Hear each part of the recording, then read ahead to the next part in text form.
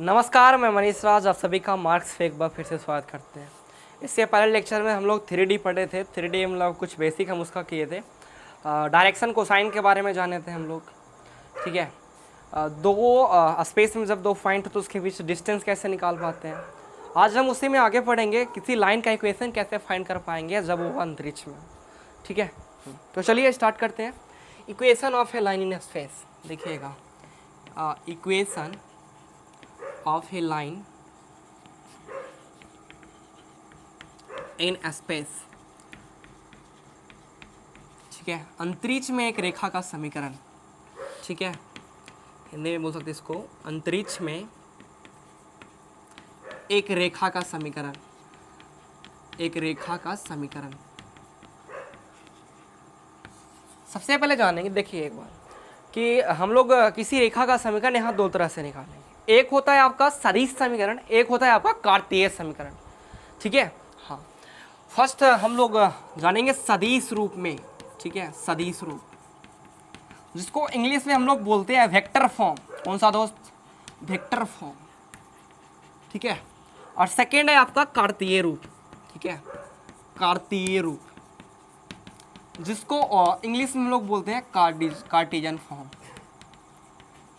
ठीक है ना। फर्स्ट चीज हम लोग जानेंगे आज कि यदि कोई रेखा एक बिंदु से गुजरती है तथा एक दिए हुए वेक्टर के समानांतर है तो उस रेखा का समीकरण कैसे निकाल पाएंगे। फर्स्ट पॉइंट जानेंगे, जब रेखा जब, ठीक है, रेखा एक बिंदु से गुजरती है, एक बिंदु से क्या करती है दोस्त? गुजरती है, ठीक है। एक बिंदु से गुजरती है तथा एक रेखा के समानांतर है, एक दिए हुए सदिश का समानांतर है, एक सदिश के समानांतर है, ठीक है। तो उसका इक्वेशन क्या होता है? समानांतर है। इंग्लिश में भी लिख दें, चलो बोल देते हैं। If A line passes through one point and parallel of A vector, ठीक है। देखिए, जब रेखा एक पॉइंट से गुजरती है, चलो हम इस तरह से बना लेते हैं। स्पेस में ये आपका जेड एच हो गया, वाई एच, और ये आपका एक्स एच, ठीक है। चलिए मान लेते हैं एक वेक्टर, एक रेखा ये है जो एक पॉइंट से गुजर रही है ए से, और एक और है ये वेक्टर बी है, इसके समानांतर है, ठीक है ना। वेक्टर बी के समानांतर है। तो इसका इक्वेशन क्या होगा? इस लाइन का इक्वेशन क्या होगा, ठीक है ना। सबसे पहले एक बात हम लोग जानते हैं कि इसका पोजीशन वेक्टर क्या होगा इसके सापेक्ष। चलो इसको ले लेते हैं वेक्टर ए, ठीक है ना। एक और पॉइंट इस पर हम ले लेते हैं आर्बिट्रेरी पॉइंट, इसका नाम हम पॉइंट कर लेते हैं पी, और मान लेते हैं इसका पोजीशन वेक्टर ओरिजिन के सापेक्ष वेक्टर आर है, ठीक है ना। क्या है? वेक्टर आर है। अच्छा, एक बात यहाँ पे हम लोग देख पा रहे हैं कि ए पी जो है पैरेलल है किसका? वेक्टर बी का। यदि ए पी पैरेलल है वेक्टर बी का तो हम लोग यहाँ पे एक चीज लिख सकते हैं, क्या? A P vector equal to lambda vector B. क्यों जी? क्योंकि दोनों क्या है दोस्त? पैरेलल है। कौन कौन? ए पी वेक्टर और वेक्टर बी, है ना, दोनों समानांतर है ना। अच्छा, तो यदि ए पी वेक्टर इस तरह से इसको लिख सकते हैं, ओ P vector minus O A vector.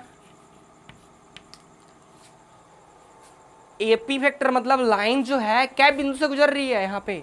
ऐसे देखिए, अगर पी हम आर्बिट्रेरी पॉइंट लिए हैं तो क्या बिंदु से? दो बिंदु से। तो इसका हम पोजीशन वेक्टर लिख सकते हैं OP vector minus O A vector equal to, चाहे सदिश जो का यहाँ त्रिभुज नियम भी देख सकते हो, तो यहाँ पे लिख सकते हैं AP vector equal to OP vector minus O A vector, है ना, equal to lambda vector B, है ना। ओपी वेक्टर तो बताओ इसके पोजीशन वेक्टर को क्या बोल रहे हो? Vector R, equal to O A vector, तो इसके पोजीशन वेक्टर को क्या बोला जा रहा है? Vector A, vector R minus vector A, equal to lambda vector क्या दोस्त? बी, है ना। माइनस वेक्टर ए है, उस तरफ जाएगा तो क्या हो जाएगा? प्लस वेक्टर ए, यानी हो जाएगा vector R equal to vector A plus lambda vector B. यही होता है इक्वेशन। कौन सा फॉर्म में? वेक्टर फॉर्म में। कब? जब रेखा क्या बिंदु से गुजरती है? एक बिंदु से, तथा एक सदिश के समानांतर हो। भैया यहाँ वेक्टर ए क्या है? तो जिससे होके रेखा गुजर रही है उसका पोजीशन वेक्टर, मतलब पॉइंट ए का पोजीशन वेक्टर है। वेक्टर बी क्या है? जिसके रेखा समानांतर है वो है वेक्टर बी, ठीक है ना। ये जो फॉर्म है आपका सदिश रूप है, सदिश फॉर्म है, ठीक है, सदिश रूप है आपका, वेक्टर फॉर्म है। फिर से याद रखिएगा, जब कोई रेखा एक बिंदु से गुजरती है और एक दिए हुए सदिश के समानांतर है तो उसका इक्वेशन होता है vector R equal to vector A plus lambda vector B, ठीक है। समझ में आया? हम लोग इक्वेशन क्या तरह के यहाँ पे पढ़ेंगे? दो तरह के, सदिश रूप में और कार्तीय रूप में। इंग्लिश में बोलते हैं वेक्टर फॉर्म और कार्टेशियन फॉर्म, ठीक है। चलिए अब हम कार्तीय रूप के बारे में बात कर लेते हैं। कार्तीय रूप में कैसे फाइंड आउट कर पाएंगे हम लोग रेखा का इक्वेशन, ठीक है। देखिएगा ध्यान से, कार्टेशियन फॉर्म, कार्टेशियन फॉर्म, ठीक है। हिंदी में क्या बोलते हैं इसको? कार्तीय रूप, कार्तीय रूप में, ठीक है। ये आपका जेड एक्सिस हो गया, वाई एक्सिस हो गया, एक्स एक्सिस हो गया, एक्स वाई एंड जेड, ठीक है। लाइन है इस तरह से, एक पॉइंट से पास हो रही है ए, मान लेते इसका कोऑर्डिनेट जो है x1 है, y1 है एंड z1 है, ठीक है। एक आर्बिट्रेरी पॉइंट हमने लिया था p, इसको ले लेते हैं हम लोग x, y एंड z, ठीक है। इसका ऑरिजिन के साथ पोजीशन वेक्टर वेक्टर a नाम दिया था हमने, इसका हमने नाम दिया था वेक्टर r, है ना। हमने एक चीज़ और बताया था, ये जो लाइन है वो एक लाइन के समानांतर, एक वेक्टर के समानांतर है, वेक्टर b। चलो ये वेक्टर b ले लिया, ठीक है। अब हम इसका इक्वेशन निकालने जा रहे हैं, किस रूप में? कार्तीय रूप में, कार्टेशियन फॉर्म में, ठीक है। हम जानते हैं वेक्टर फॉर्म में क्या होता है, vector R equal to vector A plus lambda vector B. जब कोई रेखा एक बिंदु से गुजरती है तथा एक सदिश के समानांतर हो, उसका इक्वेशन होता है vector R equal to vector A plus lambda vector B. अच्छा, यदि वेक्टर आर की बात करें, इसका पोजीशन वेक्टर हमने एक्स वाई जेड ले लिया, तो क्या हो जाएगा? X I cap plus Y J cap plus Z K cap equal to vector A. बताओ वेक्टर ए किसके पोजीशन वेक्टर को? तो ए के पोजीशन वेक्टर को हम लोग बोल रहे हैं।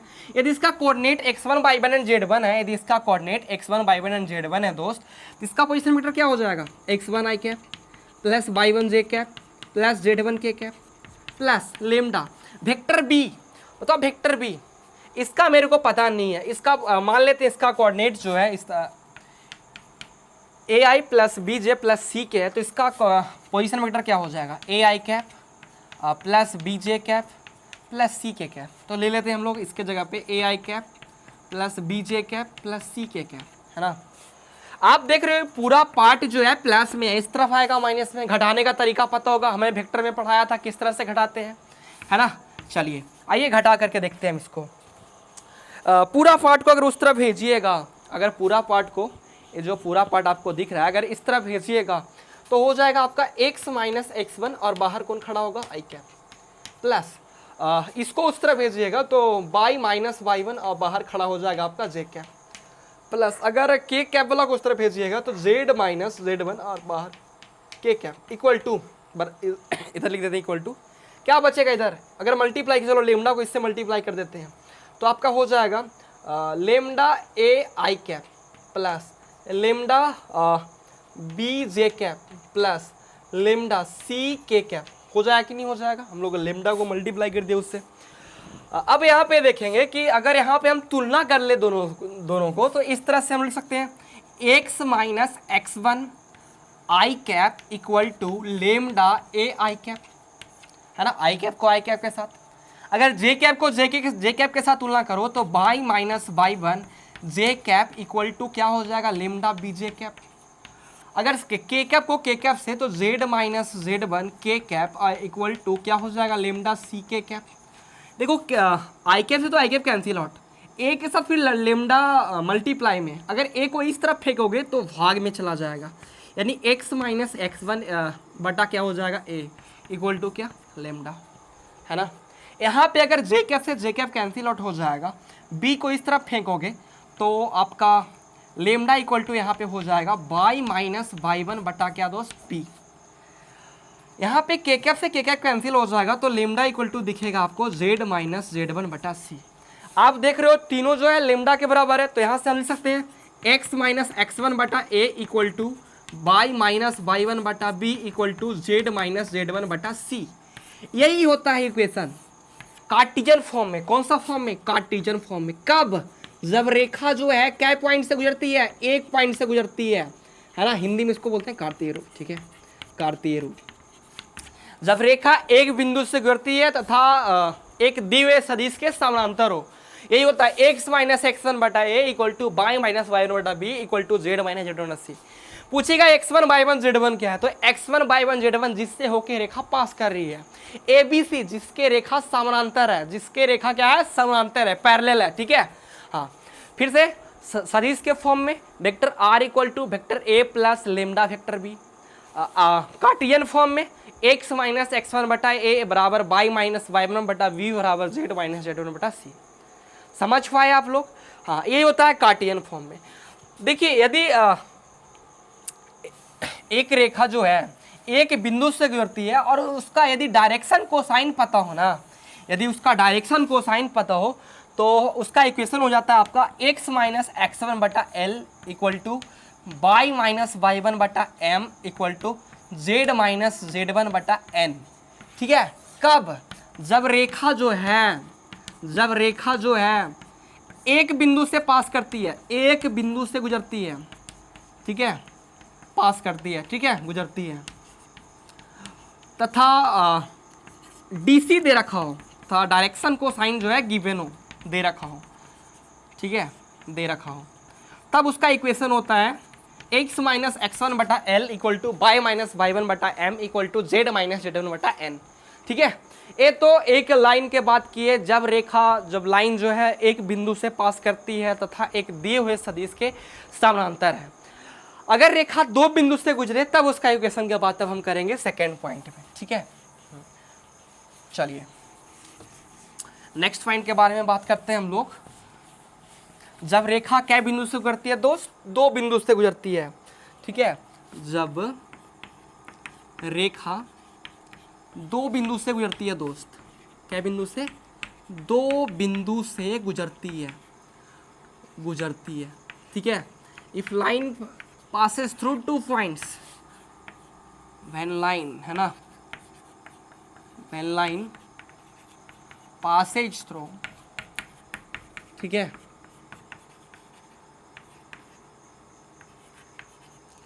two points, ठीक है। जब रेखा क्या बिंदु से गुजरती है? दो बिंदु से, तब उसका इक्वेशन क्या होता है? सबसे पहले हम लोग जानेंगे वेक्टर फॉर्म में सदिश रूप में। चलिए ए आपका होगा जेड अक्ष, ए हो गया आपका वाई अक्ष, ए हो गया आपका एक्स अक्ष, ठीक है। रेखा जो है क्या बिंदु से गुजर रही है? बार दो बिंदु से।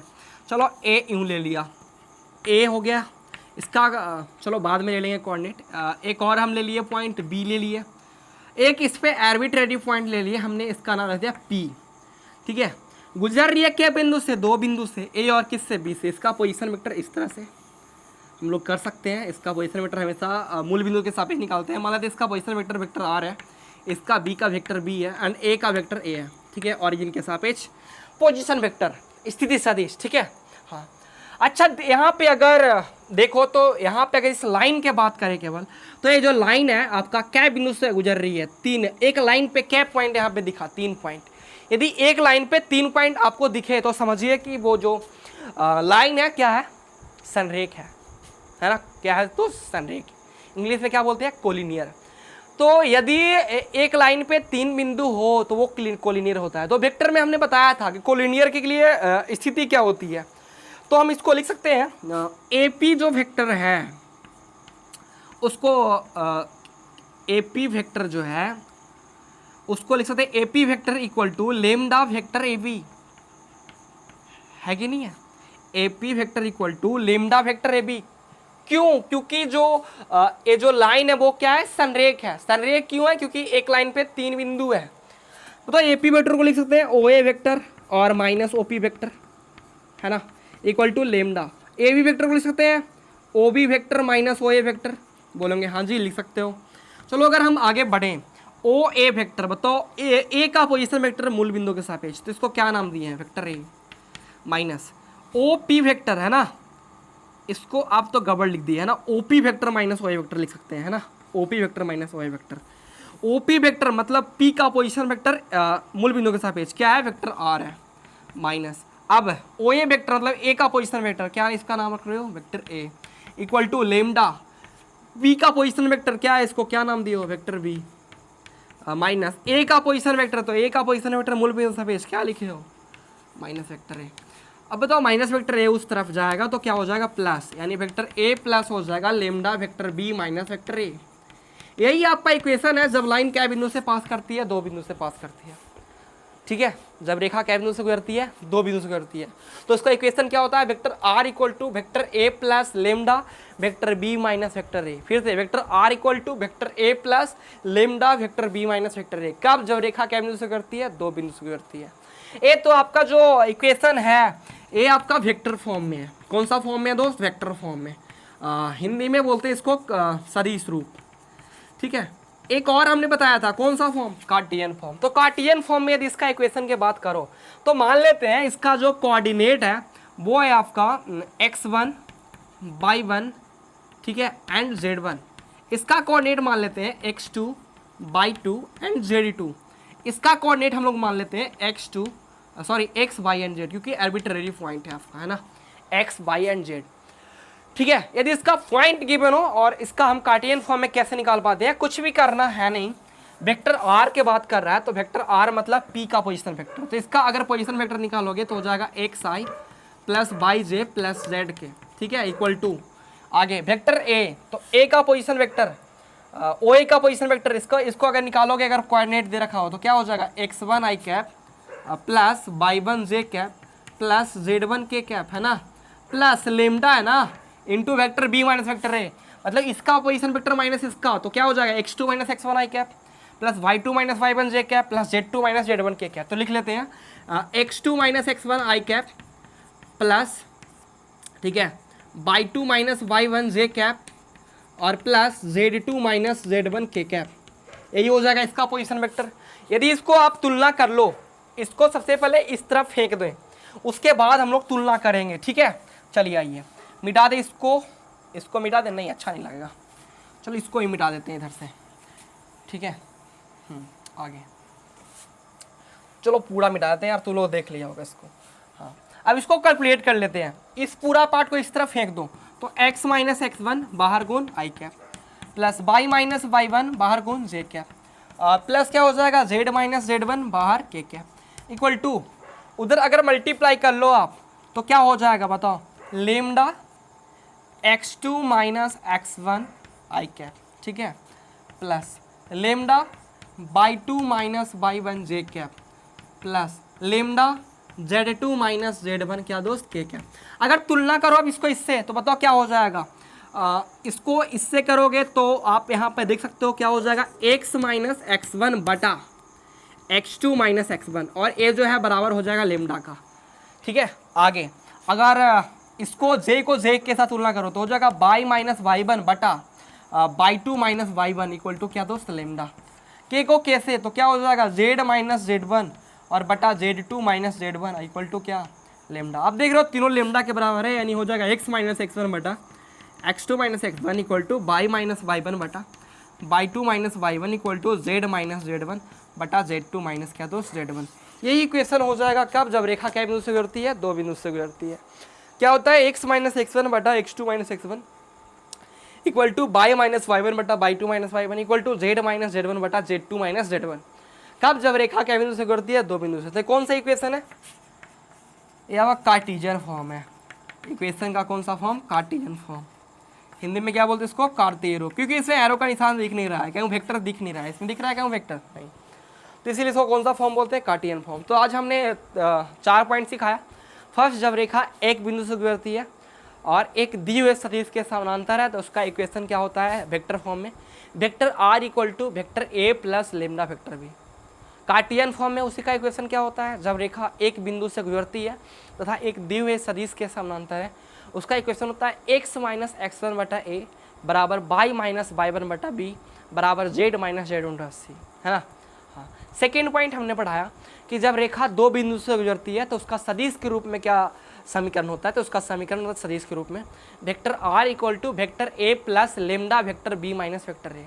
लेमडा के बारे में पूछे तो लेमडा एक अचर है, कांस्टेंट को बदलाता है, ठीक है।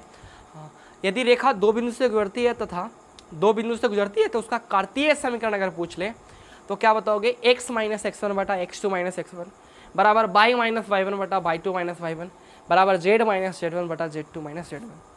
ठीक है, तो आज के लिए बस इतना ही, हम लोग पढ़ेंगे नेक्स्ट वीडियो आगे। ठीक है, बहुत बहुत धन्यवाद।